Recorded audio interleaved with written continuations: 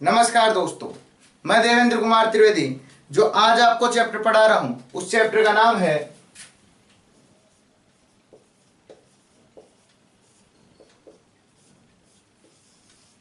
अकबर। आओ दोस्तों पढ़ते हैं अकबर के बारे में। बस एक बात ध्यान रखना, अकबर का फर्स्ट पार्ट अपन पढ़ चुके हैं, इस कारण अपन अकबर का सेकंड पार्ट पढ़ रहे हैं। इसको कोई भी स्टूडेंट अकबर द्वितीय के नाम से नहीं समझेगा, क्योंकि अकबर द्वितीय औरंगजेब के बाद में आएगा। अभी अपन देख रहे हैं अकबर का सेकंड पार्ट, क्योंकि अकबर के फर्स्ट पार्ट में अपन देख चुके कि अकबर से रिलेटेड क्या क्या क्वेश्चन एग्जाम में पुटअप किए जा सकते हैं और अकबर ने कौन कौन से युद्ध किए थे जिससे उसके साम्राज्य की स्थापना हुई और एक निर्णायक रूप से वो भारत देश का सम्राट बना। ये अपन पिछले वीडियो में देख चुके थे।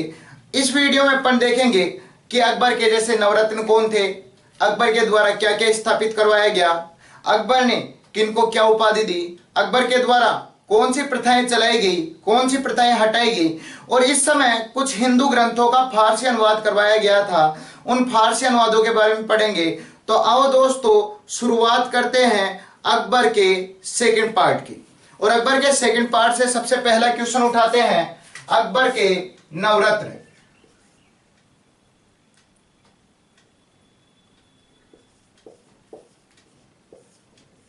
पहला क्वेश्चन यहीं से आ सकता है कि अकबर के नवरत्न। कई बार क्वेश्चन आता है निम्न में से कौन अकबर का नवरत्न था और निम्न में से कौन अकबर का नवरत्न नहीं था। तो आपको अकबर के 9 रत्न यानी 9 बंदों के नाम याद रखने हैं, जिससे आपको पता चले कि कौन इसका नवरत्न था और कौन नहीं था। इसके लिए दोस्तों एक ट्रिक याद करते हैं, मटर तब आफत बनते।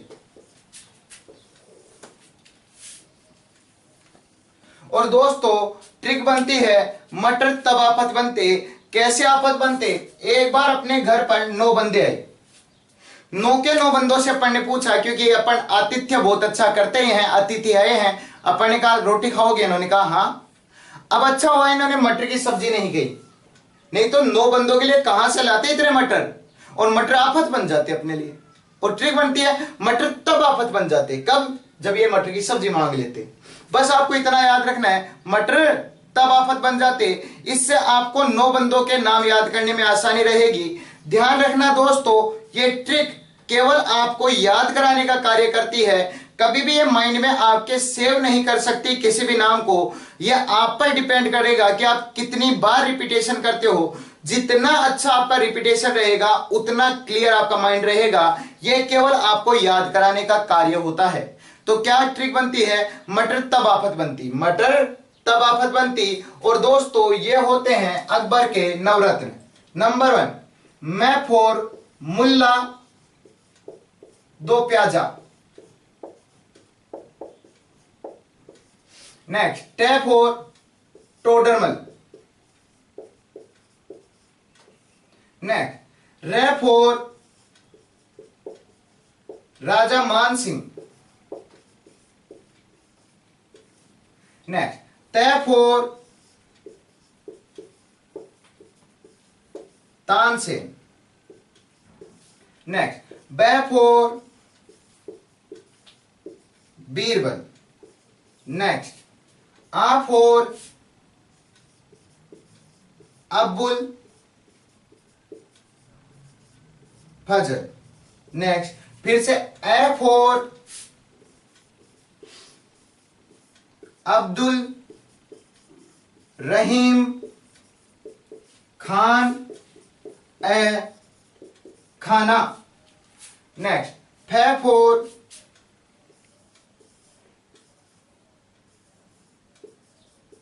फेजी। नेक्स्ट, फे से फिर से नाम उठाते हैं, फे फोर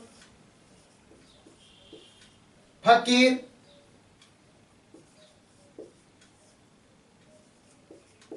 अजीउद्दीन। और फे फोर आता है फकीर अजीउद्दीन। ध्यान रखना दोस्तों, कई बार कई किताबों में फकीर अजीउद्दीन का उल्लेख मिलता है और कई किताबों में हकीम हुकाम नाम का उल्लेख मिलता है। तो कंफ्यूज मत होना। आप ये ध्यान रखना, अगर आपके पास फकीर अजीउद्दीन आता है तो फकीर अजीउद्दीन ही करना है। अगर फकीर अजीउद्दीन नाम नहीं आता है तो आप हकीम हुकाम नाम को भी कर सकते हो। और दोस्तों ये होते हैं अकबर के नवरत्न। अकबर के नवरत्न याद करने के लिए केवल मात्र एक ट्रिक याद करेंगे, मटर तब आफत बन जाते।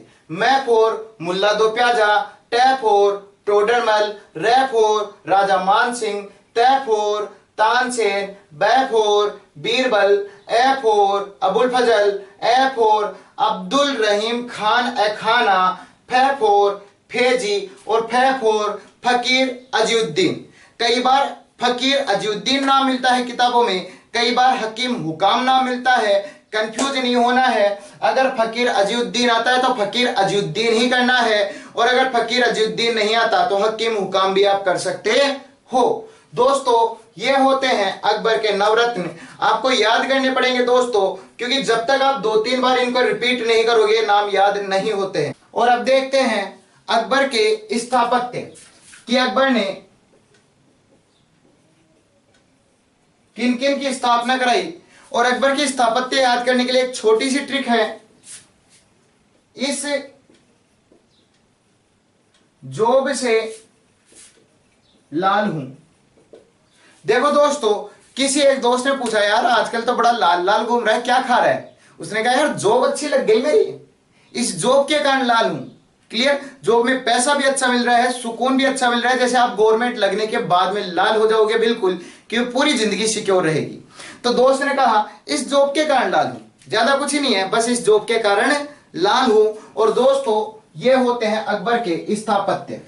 ई फोर इला है, बाद का किला। जो फोर जोधाबाई का महल।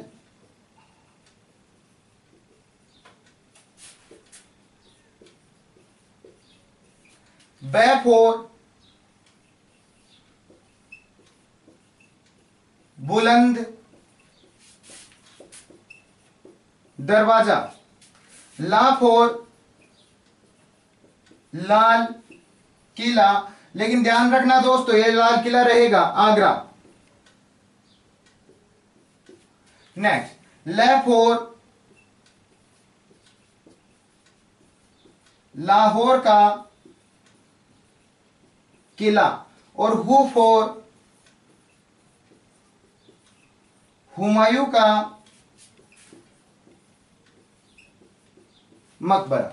और ये करवाए गए थे अकबर के द्वारा कुछ मोस्टेड स्थापत्य यानी कुछ मोस्टेड बिल्डिंग्स जिसकी स्थापना अकबर के द्वारा कराई गई थी। कई बार क्वेश्चन आ जाता है दोस्तों कि आपको एक बिल्डिंग देंगे और पूछा जाएगा इसकी स्थापना किसने करवाई थी। ये कई बार क्वेश्चन आता है अकबर ने निम्न में से किसकी स्थापना कराई थी। तो आपको पता होना चाहिए इलाहाबाद का किला अकबर के द्वारा बनाया गया था, जोधाबाई का महल अकबर के द्वारा बनाया गया था, बुलंद दरवाजा वेरी मोस्टेड लगभग हर एग्जाम में आता है अकबर के द्वारा बनवाया गया था, लाल किला आगरा का अकबर के द्वारा बनाया गया, लाहौर का किला अकबर के द्वारा बनाया गया, और हुमायूं का मकबरा, जो हुमायूं का मकबरा दिल्ली में है, यह दिल्ली का हुमायूं का मकबरा भी अकबर के द्वारा बनाया गया। इनको याद करने के लिए केवल एक ट्रिक याद होनी चाहिए, इस जॉब के कारण लाल हूं। और ई फोर इलाहाबाद का किला, जो फोर जोधाबाई का महल, बे फोर बुलंद दरवाजा, ला फोर लाल किला, ले फोर लाहौर का किला और हु फोर हुमायूं का मकबरा। दोस्तों ये होते हैं अकबर के नवरत्न जिनके नाम आपसे पूछे जा सकते हैं, और ये होते हैं अकबर के द्वारा स्थापत्य कलाएं, कुछ बिल्डिंग्स। अब अपन देखेंगे कि अकबर ने कौन कौन सी प्रथाएं बंद की और कौन कौन सी न्यू प्रथाएं इसके द्वारा चलाई गई। देखते हैं दोस्तों कि अकबर के द्वारा कौन कौन सी प्रथाएं चलाई गई थी और कौन कौन सी प्रथाएं हटाई गई थी। जैसे सबसे पहले देखते हैं दास प्रथा। नंबर 2 तीर्थ यात्रा कर। नंबर 3 जजिया कर। देखो दोस्तों ये तीनों प्रकार की प्रथाएं अकबर के द्वारा हटा दी गई थी, कंफ्यूज होने की जरूरत नहीं है। अकबर के द्वारा दास प्रथा हटाई गई, तीर्थ यात्रा कर हटाया गया और जजिया कर हटाया गया। अब बात आती है ये कब कब हटाया गया। तो दास प्रथा अकबर ने हटाई 1562 में। 62 के बाद में 1563 में तीर्थ यात्रा कर हटा दिया। 63 के बाद में 1564 में जजिया कर हटा दिया। और ध्यान रखना दोस्तों, वेरी मोस्टेड रहता है, लगभग आपके हर एग्जाम में आता है जजिया कर पहली बार कब लगाया गया था और किसके द्वारा लगाया गया था। आपको मैंने पिछले वीडियो में बताया था फिरोज शाह तुगलक के द्वारा लगाया गया था। लेकिन क्वेश्चन यह आता है भारत में पहली बार जजिया कर हटाया किसने? अकबर ने। कब? 1564 में। इस कारण ध्यान रखना, अकबर के द्वारा दास प्रथा हटा दी गई थी 1562 में, तीर्थ यात्रा कर हटा दिया गया था 1563 में, और जजिया कर हटा दिया गया था 1564 में। अकबर के द्वारा कुछ चलाए भी गए। अब देखो क्या चलाए गए। दीन ए इलाही धर्म, एक तो दीन ए इलाही धर्म इसके द्वारा चलाया गया। नंबर 5 इलाही संवत इसके द्वारा चलाया गया। अब बात आती है ये कब चलाए गए। देखो दोस्तों, यहां था 1562 शुरुआत में और यहां है 1582 यानी 1582। इससे आपको लगभग याद रह जाएगा यार, 1562 1582। क्लियर? 20 जोड़ना है और कुछ नहीं। अकबर के द्वारा एक धर्म चलाया गया था, इसकी मान्यता थी कि सभी धर्मों के अच्छे गुणों को लेकर एक अच्छा धर्म बनाना चाहिए। तो इसके द्वारा एक अलग धर्म बनाया गया जिसका नाम था दीन ए इलाही धर्म। आपसे क्वेश्चन आएगा, अकबर ने दीन ए इलाही धर्म कब प्रारंभ किया? 1582 में। इसके द्वारा इलाही संवत चलाया गया। वेरी मोस्टेड क्वेश्चन बनता है। जस्ट इसके आगे ये 82 है और ये 83 है, यानी 1583 है। ये दो अकबर के द्वारा चलाए गए थे। क्लियर? आपसे कई बार आता है जैसे शक संवत है, विक्रम संवत है, इसी तरह पूछा जाता है इलाही संवत किसने चलाया, कब चलाया? अकबर ने चलाया, 1583 में चलाया। इस प्रकार से 3 प्रथाएं अकबर के द्वारा हटा दी गई और 2 नई चीजें चला दी गई। आपको पता होना चाहिए कि तीर्थ यात्रा है या जजिया कर है, ये कब तो हटाएंगे, और आपको पता होना चाहिए चाहे दीन इलाही धर्म है या इलाही संवत है, ये कब चलाएंगे और किसके द्वारा चलाएंगे। ईयर याद करना सबसे आसान है, बस एक ईयर याद होनी चाहिए, आगे अपने आप ही होता चला जाएगा। 1562, 63 और 64, 1582 और 83। ये तो है अकबर के द्वारा कुछ चलाई गई चीजें। अब बात होती है अकबर के शासन काल में कुछ फारसी अनुवाद करवाए गए थे। अब बात यह आती है किस किस का फारसी अनुवाद करवाया गया, उनका नाम क्या रखा गया। नंबर 1, सबसे पहली महाभारत। महाभारत का फारसी अनुवाद करवाया, उसका नाम रखा था रज्जमनामा। वेरी मोस्टेड क्वेश्चन रहता है, लगभग हर बार ही आता है, और क्वेश्चन ऐसे आता है ये रज्जमनामा क्या चीज है, और वहां पर आपके पास ऑप्शन आता है कोई पुरातन धर्म है, कोई औषधि है या कुछ है। आपको ध्यान रखना चाहिए रज्जमनामा महाभारत का फारसी अनुवाद है। आपसे पूछा जाएगा महाभारत के फारसी अनुवाद का नाम क्या था। नंबर 2, एक पुस्तक है पंचतंत्र। इस पंचतंत्र के 2 फारसी अनुवाद किए गए। एक फारसी अनुवाद का नाम रखा गया अनवर ए सादात, और दूसरे फारसी अनुवाद का नाम रखा गया यार ए दानिश। तो इसके पंचतंत्र के 2 फारसी अनुवाद किए गए। पहले फारसी अनुवाद का नाम था अनवर ए सादात और दूसरे फारसी अनुवाद का नाम था यार ए दानिश। बात आती है ये अनवर ए सादात, ये फारसी अनुवाद किसने किया, तो फारसी अनुवाद करने वाले बंदे का नाम था अबुल फजल। और बात आती है यार ए दानिश, ये फारसी अनुवाद किसके द्वारा किया गया, तो उस बंदे का नाम है मौलाना हुसैन फैज। तो आपसे पूछा जाएगा कि पंचतंत्र के कौन कौन से फारसी अनुवाद थे। पंचतंत्र के 2 फारसी अनुवाद थे, अनवर ए सादात और यार ए दानिश। अनवर ए सादात ये बुक लिखने वाले बंदे का नाम था अबुल फजल, और यार ए दानिश इस बुक को लिखने वाले बंदे का नाम था मौलाना हुसैन फेज। तो आपसे प्रश्न किया जा सकता है कि अकबर के शासनकाल में किन किन का फारसी अनुवाद किया गया, और अगर फारसी अनुवाद किया गया तो उनका क्या नाम रखा गया, और अगर नाम रखा गया तो किसके द्वारा लिखी गई। यह होती है अकबर की कुछ प्रथाएं जो बंद की गई, अकबर की कुछ प्रथाएं जो चलाई गई। कौन सी प्रथा कब चली आपके सामने है, कौन सा फारसी अनुवाद किसके द्वारा किया गया, क्या नाम रखा गया, ये आपके सामने है। नेक्स्ट तीसरा क्वेश्चन आता है उपाधि से रिलेटेड। अकबर ने अलग अलग बंदों को कुछ उपाधि दी थी। क्वेश्चन ये आता है कि अकबर ने किस, और देखो दोस्तों जो पहला व्यक्ति है उसका नाम है हरि विजय सूरी। हरि विजय सूरी को दी गई